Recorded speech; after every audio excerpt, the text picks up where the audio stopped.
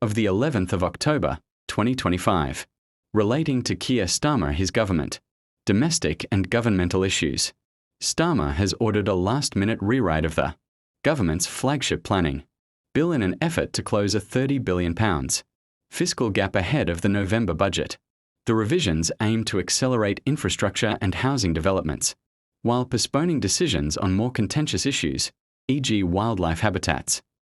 Within No.10, there is a fresh shake-up of the policy and delivery units. Critics claim that Starmer is sidelining some of his more progressive allies, for example, Caris Roberts and Munira Lula are reported to have exited the policy unit amid the changes. The reorganization is seen as consolidating power around his chief secretary, Darren Jones. The Labour government is facing scrutiny over a softening stance toward China. A high-profile espionage case involving Britain's collapsed after the government declined to designate China as a national security threat. This has drawn criticism that Starmer is prioritizing economic ties over security or human rights considerations. Jonathan Powell, the Prime Minister's national security advisor, is under particular scrutiny for perceived closeness to China. Starmer strongly condemned a suspected arson attack on a mosque in Peacehaven, Sussex, calling it unacceptable and vowing increased protection for places of worship amid rising communal tensions.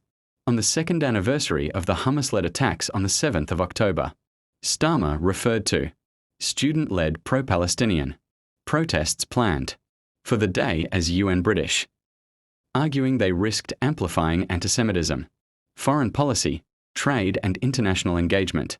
During a two-day visit to India, 8 to 9 October, Starmer led Britain's largest trade delegation ever to India, with over 125 members including CEOs, academics, and cultural figures. One of his messages: the UK wants to be India's leading partner in fintech and innovation.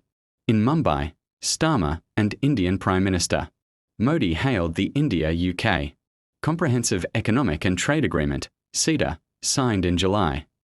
They also announced new joint initiatives: a Connectivity and Innovation Centre, a joint AI centre, and a Critical Minerals Guild to bolster supply chain cooperation.